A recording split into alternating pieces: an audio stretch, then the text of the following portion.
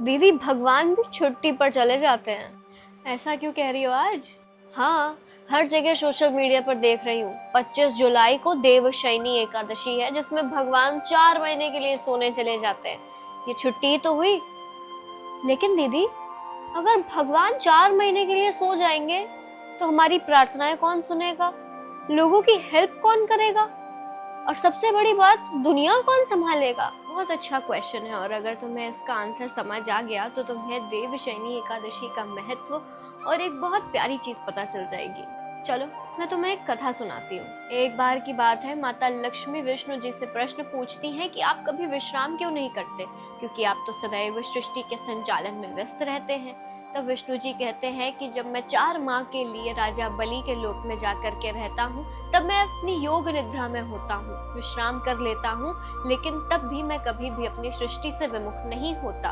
और तभी छोटी, ये जो 4 महीने होते हैं यानी चातुर्माह, इनमें अगर जो भी भक्त श्रद्धा पूर्वक निष्ठा से भगवान की भक्ति करते हैं, नियमों का पालन करते हैं, तो उन्हें ईश्वर की खूब कृपा प्राप्त होती है और वो अपने जीवन में भी बहुत प्रसन्न रहते हैं। अच्छा, तो भगवान सिर्फ रेस्ट करते हैं, वैसे ये योग निद्रा क्या है? छोटी, भगवान की योग निद्रा हमारे नींद जैसी नहीं होती।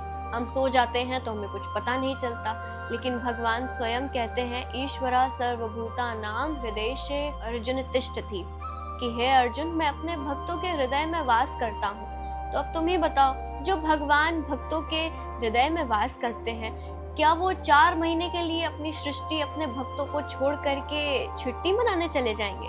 ऐसा तो नहीं है ना? तो फिर ऐसा क्यों कहा गया? हमारे शास्त्र केवल घटनाएं नहीं बताते बल्कि उनके पीछे का रहस्य भी बताते हैं, और भगवान की योग निद्रा हमें एक संदेश देती है। और वो क्या संदेश है? हम पूरे साल संसार के पीछे भागते रहते हैं, तो हमें संदेश मिलता है कि कुछ समय ठहर कर हमें अपनी आत्मा को समय देना चाहिए। ओह अच्छा, तुम बताओ, अगर तुम्हारा मोबाइल हैंग हो जाता है तो तुम क्या करती हो? फोन को रीस्टार्ट करती हो। और जब मन हैंग हो जाए, डिप्रेशन हो, एंजाइटी हो, रिश्तों में दूरियां आ जाएं, भगवान के लिए समय न निकल पाए, तब क्या करती हो? सब कुछ नहीं, बस परेशान होता है। तो मानो भगवान यही कह रहे हैं कि मैं सो नहीं रहा हूँ, लेकिन तुम थोड़ा सा ठहर जाओ, अपने जीवन में अपनी आत्मा को भी थोड़ा सा समय दो और अपने आप को रीस्टार्ट होने दो। यही चतुर्माह का संदेश है। लेकिन इसका मतलब ये नहीं कि हम अपने कर्तव्यों से विमुख हो जाएं और हम 4 महीने कोई काम ना कहें, ये कह करके कि अब तो हम भी योग निद्रा में हैं। हमें सब कुछ करना चाहिए, लेकिन इन 4 महीनों में अपना भजन थोड़ा बढ़ा देना चाहिए। अच्छा, मुझे तो लगा कि इस एकादशी में भी भूखे रह करके व्रत करना होगा, लेकिन इसमें तो काफी चीजें नई और अलग हैं। शरीर की थकान तो दिख जाती है, लेकिन मन की थकान दिखाई नहीं देती।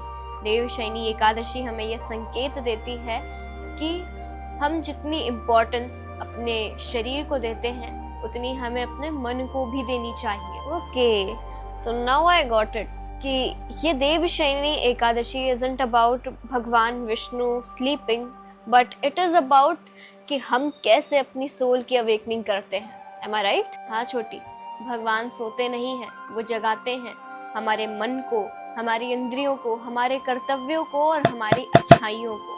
ठीक है दीदी, भक्तों, इस देवशयनी एकादशी को केवल उपवास तक सीमित ना रखें, बल्कि थोड़ा समय निकालें अपने भजन, अपने मन, अपनी आत्मा और अपनी इंद्रियों के प्रगति के लिए। क्योंकि जब आप ऐसा करेंगे तो जीवन में आपको जो कुछ भी चाहिए वो आपको अपने आप ही प्राप्त होने लगेगा। बस अपने कर्तव्यों का पालन करिए, ईश्वर पर विश्वास रखिए और प्रेम से बोलिए जय श्री कृष्ण, राधे राधे।